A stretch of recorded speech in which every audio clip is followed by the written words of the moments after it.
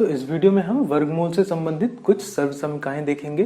जैसे कि पहली प्रॉपर्टी लिखी हुई है या पहली सर्वसमीका लिखी हुई है रूट ए बी, यानी कि यहाँ पे रूट ए बी बराबर रूट ए रूट बी। इसका मतलब ये है कि अगर आपको यहाँ पे रूट 6 दिया हुआ है तो क्या आप रूट 6 को रूट 2 गुणे 3 लिख सकते हैं? जी हाँ, आप 6 को तोड़कर 2 गुणे 3 लिख सकते हैं। जब आप 6 को तोड़कर 2 गुणे 3 लिखेंगे फिर उसके बाद अब देखिए ये a और b के फॉर्म में आ गया है। a बराबर 2 और b बराबर 3, तो यहाँ से आप इसको 2 गुणे 3 ऐसे लिख सकते हैं। चलिए दूसरी प्रॉपर्टी बोल रही है आपको कि अगर रूट a बटे b रूट ए बटे बी दिया हुआ है तो आप इसे रूट ए बटे रूट बी ऐसा लिख सकते हैं। यानी कि अगर यहाँ पे 2 बटे 3 दिया हुआ है तो आप इसे रूट 2 बटे रूट 3 लिख सकते हैं। चलिए अगली प्रॉपर्टी की अगर हम बात करें तो अगली प्रॉपर्टी आप देख रहे होंगे, अभी से पहले हमने पिछली कक्षाओं में पढ़ा था कि अगर हमारे पास ऐसा कुछ दिया हो a प्लस बी इंटू यानी a धन b गुणे a ऋण b, तो इससे हमें क्या मिलता है? यहाँ से रिजल्ट में मिलेगा a स्क्वायर ऋण b स्क्वायर। यहाँ से हमें रिजल्ट में ये मिलेगा। तो अब हम देख रहे हैं यहाँ पे आपको रूट में दिया हुआ है, यानी कि a की जगह पे क्या दिया हुआ है? रूट a रूट b, और यहाँ पे रूट ए ऋण रूट बी। तो यहाँ से आपको क्या मिलेगा? ए की जगह पे क्या है? रूट ए है, तो यहाँ से इसका होल स्क्वायर माइनस यहाँ से रूट बी का होल स्क्वायर। तो यहाँ से आपको क्या मिलेगा? ए ऋण बी, जो कि आप रिजल्ट में देख रहे होंगे। तो बेसिकली इस तरह से समझना था। अगली प्रॉपर्टी या फिर अगली सर्वसमीका जो है वो भी कुछ इसी तरह से है, जहां पे हमें दिया हुआ है एक साइड पे a प्लस रूट b और यहाँ पे क्या दिया हुआ है? a ऋण रूट b। तो यहाँ से आपको क्या मिलने वाला है? यहाँ से आपको मिलने वाला है a की जगह पे तो आप a देख रहे हैं तो यहाँ से a स्क्वायर हो जाएगा, लेकिन b की जगह पे क्या है? रूट b, तो रूट b का होल स्क्वायर। तो जब आप इसे और सिंप्लीफाई करके लिखेंगे तो यहाँ से a स्क्वायर ऋण यहाँ से b मिलेगा, जो कि आपको आंसर में मिल रहा है। बेसिकली यही अंतर था इन दोनों में। चलिए अगर बात करें अगली सर्वसमीका की, तो अगला पार्ट हमसे या फिर हमें क्या समझाना चाह रहा है? अगला पार्ट हमें समझाना चाह रहा है रूट ए धन रूट बी और यहां से गुणे रूट सी धन रूट डी। तो यहाँ पे सिंपली हमें बस इनका गुणा करना है। तो गुणा हम कैसे करते हैं? जब 2 कोष्टक में ऑपरेशन लग रहे होते हैं अंदर, तो हम ऐसे करते हैं। सबसे पहले तो a के साथ हम इसका पूरे का गुणा करेंगे, रूट ए रूट गुणे रूट सी धन डी।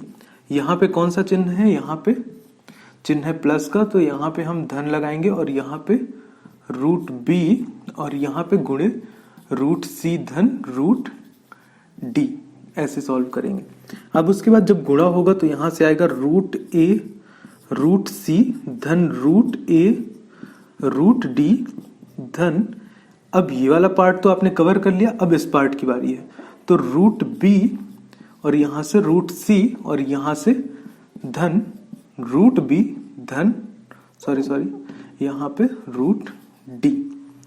तो ये था एक पार्ट और ये था एक पार्ट। तो यहां से अब आप इसे लिख सकते हैं। हमने पहले ही प्रॉपर्टी देखी थी कि यहां से हम इसे रूट ए सी लिख सकते हैं और इसे रूट ए डी लिख सकते हैं और धन इसे हम रूट बी सी लिख सकते हैं और इसे हम रूट बी डी लिख सकते हैं।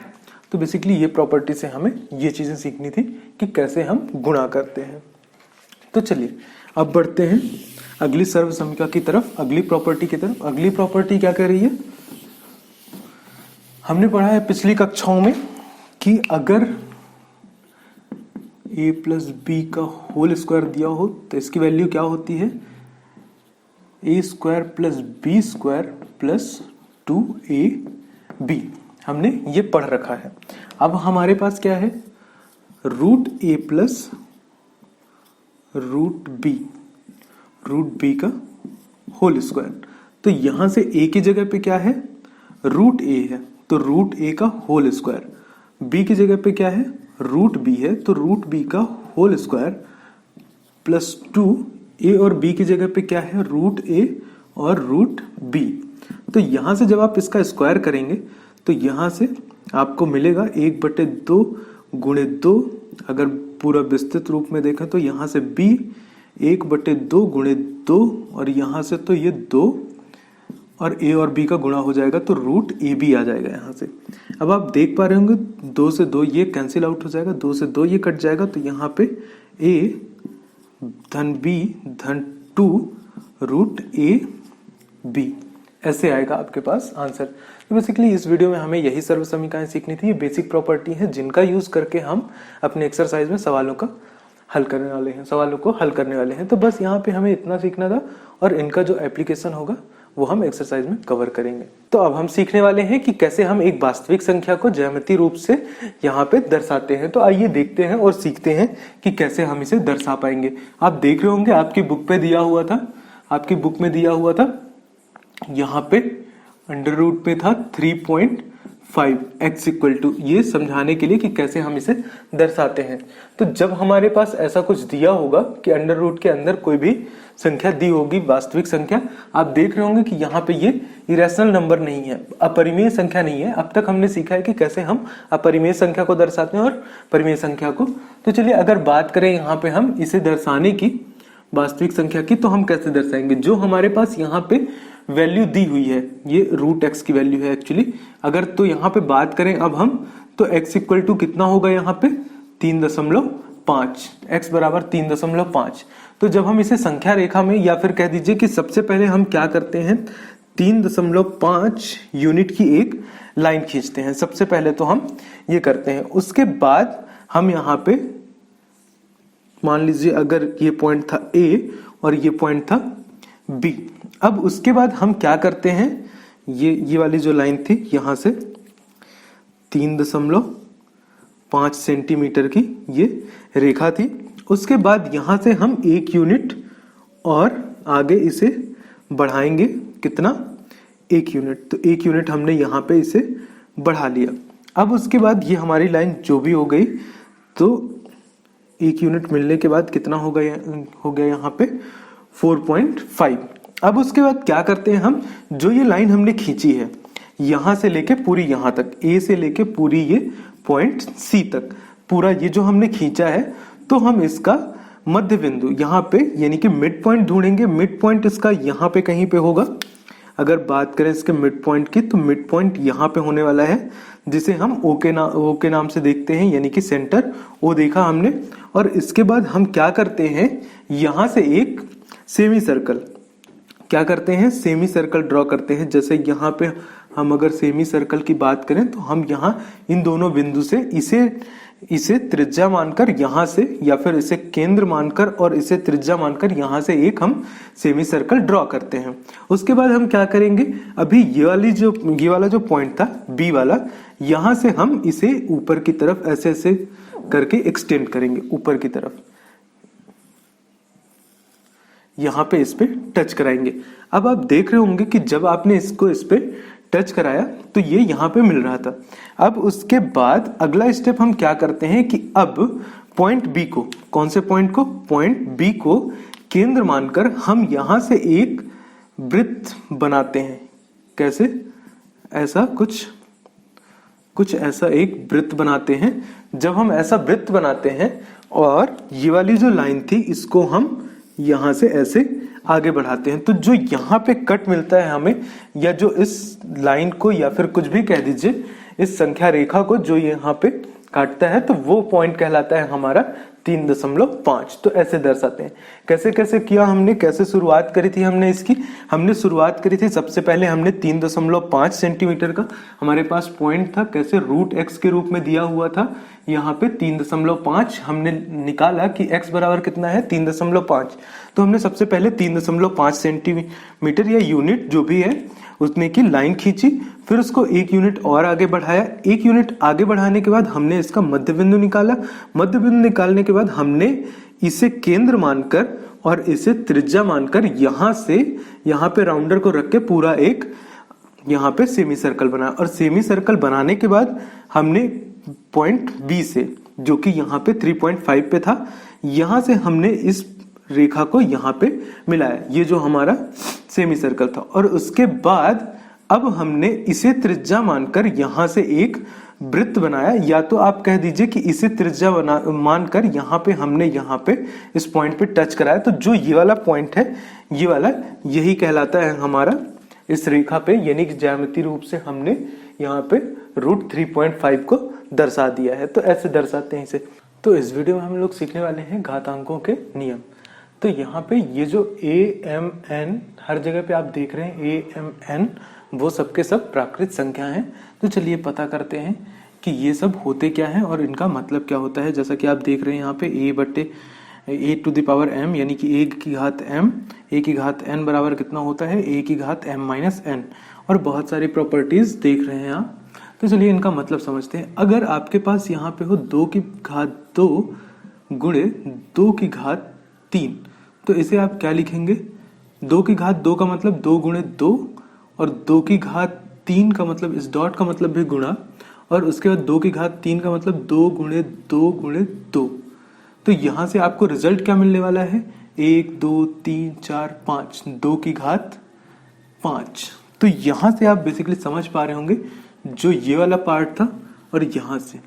तो अब आप देखिए m और n, और यहां से m प्लस n, जहां पे m बराबर 2 था और n बराबर 3 था। तो ये जो बीच वाला पार्ट है वो ना लिखकर हम सीधे ये लिखते हैं। इन प्रॉपर्टीज का मतलब, इन सर्व समीकरणों का मतलब यही होता है। चलिए इसे भी देखते हैं। यहाँ पे लिखा हुआ है अगर 2 की घात 2 और यहाँ पे पूरे की घात कितना होता, 3 होता, तो हम छोटे छोटे एग्जाम्पल लेकर सीखेंगे। बस हमें चीजों को सीखने से मतलब है। तो एग्जाम्पल कुछ भी हो सकता है, कितना भी छोटा हो सकता है। चलिए अब अगर यहाँ पे बात करें तो 2 गुणे 2 की घात 3, यहाँ से क्या आएगा 4 की घात 3। 4 की घात 3 बराबर कितना होता है, 4 को 4 चौक 16 और 16 चौको 64। तो यहाँ पे 64 आएगा। उत्तर में कितना आएगा, 64 आएगा। और अगर आप इसे यहां से देखते तो 2 गुणे 3 का मतलब 2 की पावर 6। 2 की पावर 6 का मतलब 2 दूनी 4 दूनी 8 दूनी 16 दूनी 32 दूनी 64। तो यहां से भी आपको 64 ही मिलना था। तो बेसिकली ये प्रॉपर्टी भी आपने देख लिया कि कैसे वर्क करती है। अब देखिए अगर बात करें यहाँ पे तीसरी प्रॉपर्टी की, तो तीसरी प्रॉपर्टी में क्या कहना चाह रहा है कि अगर 2 की घात 3 बटे 2 की घात 2 होता, तो इसे हम क्या लिखते, 2 गुणे 2 गुणे 2। हाँ ध्यान रखिएगा, यहाँ पे एक चीज ध्यान रखने वाली है, यहाँ पे m is greater than n, ये चीज जरूर याद रखिएगा। अब आप देख पा रहे होंगे कि 2 की घात 3 बराबर 2 गुणे 2 गुणे 2 और 2 की घात 2 बराबर 2 गुणे 2। तो जब आप यहाँ से इनको कट करेंगे तो आपके पास कितना बचेगा, 2। और अगर आप यहाँ से देखें तो m और n, m माइनस n का मतलब 3 ऋण 2, तो कितना आएगा आपके पास आंसर में, यहाँ से 2 आएगा। चलिए बात करें अगर हम चौथी प्रॉपर्टी की, तो यहाँ पे है 2 की घात 3 गुणे 3 की घात 2, ऐसा कुछ ऐसा है। तो यहाँ से हमें क्या मिलने वाला है, या फिर कह दीजिए कि 5 की घात 3। तो यहाँ से आप इसे क्या लिख सकते हैं, ये जो m और m यानी कि जो घात है वो बराबर होनी चाहिए। तो उस केस में हम क्या करते हैं, यहाँ से 2 और 5 का गुणा करेंगे और पूरे की घात m रख देंगे जो भी घात थी। तो यहाँ से 10 की घात 2 पंचे 10, 10 की घात कितना आ जाएगा यहाँ से 3। तो यहाँ से हमें ये आंसर मिलने वाला था। या तो आप सिंपली देख सकते थे कि ऐसे हम देखते इसे 2 गुणे 5 2 गुणे 5 और 2 गुणे 5 के 3 यहाँ से पेयर बनते, तो यहाँ से 10 10 10 और इसको अगर हम गुणा करते तो यहाँ से हमें 1000 मिलता। चलिए आइए बढ़ते हैं अगली प्रॉपर्टी की तरफ। यहाँ पे अगर 1/2 की घात 3 है तो इसका रिजल्ट क्या होने वाला है? इसका रिजल्ट बेसिकली होता है यहाँ से 2 की घात ऋण 3। जब यहाँ पे आपके पास कोई भी घात नीचे हो, यानी कि घात वाला जो घातांक वाला नंबर है वो अपॉन में हो, हर में हो या फिर डिनोमिनेटर में हो, तो वो ऊपर जाकर उसकी घात ऋण चिन्ह के साथ जाती है। और a की पावर अगर 0 है, a की घात 0 का मतलब 1 होता है। अगर 2 की घात 0 है, 3 की घात 0 है, 4 की घात 0 है, 5 की घात 0 है, तो इन सब का आंसर कितना होगा? 1। और अब देखिए, अगर बात करें इस लास्ट पार्ट की यानी कि 7वें पार्ट की, तो यहाँ पे अगर आपके पास ऐसा है, ऐसा दिया हुआ है, nth रूट है, तो आप इसे क्या कर सकते हैं? इसे 1/n भी लिख सकते हैं। जैसे यहाँ पे अगर 2 होता है, n की जगह पे 2 होता और यहाँ पे a होता, तो आप इसे क्या लिखते? ऐसा लिखते। अगर यहाँ पे 3 होता तो आप इसे क्या लिखते? 1/3 लिखते। तो ये कुछ घातांक थे, घातांकों के नियम थे जो कि आप लोगों को जानने जरूरी थे। इसके ऊपर हम जो सवाल हैं वो हम एक्सरसाइज में सॉल्व करेंगे। बेसिकली छोटे छोटे एग्जाम्पल देखकर हमने इन्हें समझ लिया है कि कैसे इनका हम इस्तेमाल करते हैं। तो चलिए मिलते हैं एक्सरसाइज में।